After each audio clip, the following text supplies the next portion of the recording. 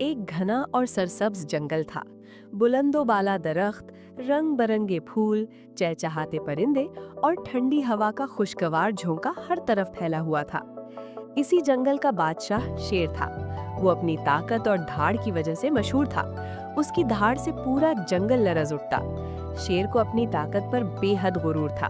वो समझता था कि ताकत ही सब कुछ है और मेहनत कमजोरों का काम है। इसी जंगल में एक नन्ही सी चूंटी भी रहती थी जो बेहद मेहनती थी। सूरज निकलते ही वो अपनी साथी चूंटियों के साथ खुराक जमा करने निकल पड़ती। धूप हो या साया, बारिश हो या सर्दी, चूंटी कभी सुस्ती न करती। उसे मालूम था कि आने वाला वक्त कैसा होगा कोई नहीं जानता, इसलिए आज की मेहनत ही कल की हिफाजत है। एक दिन दोपहर के वक्त शेर एक घने दरख्त के नीचे आराम कर रहा था। उसकी आंखें नीम बंद थीं और चेहरे पर गुरूर भरी मुस्कुराहट थी।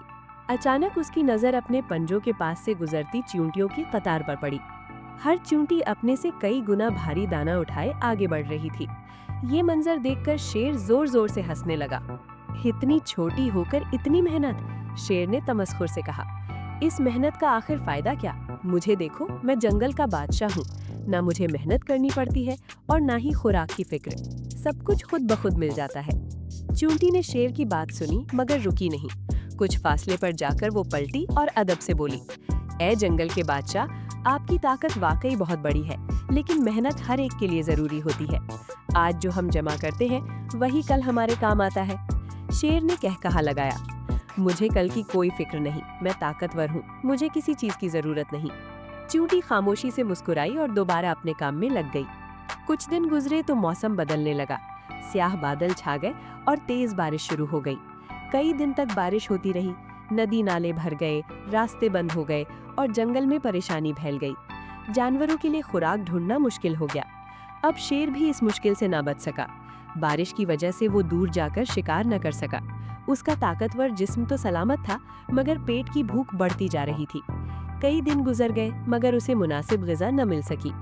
एक शाम शेर भूखा और थका हुआ जंगल में घूम रहा था कि उसकी नज़र एक महफूज और खुश्क जगह पर पड़ी।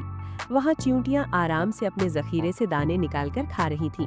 अनाज के ढेर लगे थे और किसी के चेहरे पर फिक्र के आसार न थे। ये मंजर देखकर शेर को अपनी पिछली बातें याद आ गईं। उसकी आंखें शर्मिंदगी से झुक गईं। वो आहिस्ता आहिस्ता चींटियों के करीब गया। चींटी ने उसे देख लिया और फौरन आगे बढ़कर बोली, ए जंगल के बादशाह, क्या आप खैरियत से हैं? शेर ने गहरी सांस ली और बोला, मैं भूखा हूँ। आज मुझे अंदाजा हो गया है कि सिर्फ ताकत ही सब कुछ नहीं होती। मैंने तुम्हारी मेहनत का मजाक उड़ाया था, लेकिन आज वही मेहनत मुझे सहारा दे सकती है। चींटी ने आजिजी से कहा, हमने ये जखीरा सिर्फ अपने लिए नहीं बल्कि सबके लिए जमा किया है, ताकि जंगल में कोई भी भूखा न रहे। चींटियों ने शेर को खुराक दी। शेर ने पहली बार किसी छोटे से जानवर से मदद ली थी। उसका दिल शुक्रगुजारी से भर गया। जब बारिश थमी तो जंगल में अब भी खुराक की कमी थी। शेर ने तमाम जानवरों को इकट्ठा किया। इस बार उसकी आवाज में गुरूर नहीं बल्कि नरमी और अपनायत थी। मैंने एक बड़ी सीख हासिल की है, शेर ने कहा। ताकत तब तक नामुकम्मल है जब तक उसके साथ मेहनत और अक्ल ना हो।